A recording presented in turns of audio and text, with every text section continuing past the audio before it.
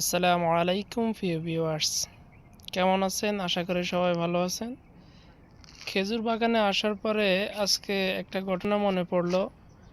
সেটা হচ্ছে ইসলামের প্রথম যুগে যখন ইসলামের প্রথম জিহাদ করতে হয় মুসলিমদের, তখন হজরত মুহাম্মদ সাল্লাল্লাহু আলাইহি ওয়াসাল্লামের কাছে এক সাহাবী এসে বলছে, হে আল্লাহর রাসূল, আমি জিহাদে অংশগ্রহণ করতে চাই, কিন্তু আমার কাছে কোনো তরবারি নাই, কোনো অস্ত্রশস্ত্র নাই। আপনি আমাকে একটা অস্ত্র দেন, আমি যেন জিহাদ করতে পারি। তাৎক্ষণিক হজরত মুহাম্মদ সাল্লাল্লাহু আলাইহি ওয়াসাল্লাম ওই সাহাবীকে বলল, আমার কাছে তোমাকে দেওয়ার মতো কোনো অস্ত্রই নাই। তুমি কি দিয়ে জিহাদ করবে আমি এখনও কিছু বলতে পারতেছি না। তখন ওই সাহাবী হজরত মুহাম্মদ সাল্লাল্লাহু আলাইহি ওয়াসাল্লামকে বলল, হে আল্লাহ রসুল, আপনি আমাকে যাই দেন, যে কোনো একটা অস্ত্র দেন, আমি যেন যুদ্ধে যেতে পারি।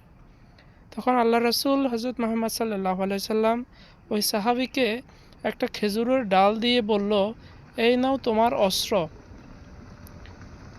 তখন সেই সাহাবী ওই খেজুরের ডালটাকে হাতে নিয়ে শত্রুদের সামনে শত্রুদের উপর ঝাঁপিয়ে পড়ছে এবং ইসলামের সেই প্রথম জিহাদ মুসলিমরা জয়লাভ করছে। খেজুর গাছ থেকে আজকে সেই জিহাদের কথা মনে পড়ে গেল, তাই আপনাদের সাথে শেয়ার করলাম। ধন্যবাদ। আসসালামু আলাইকুম।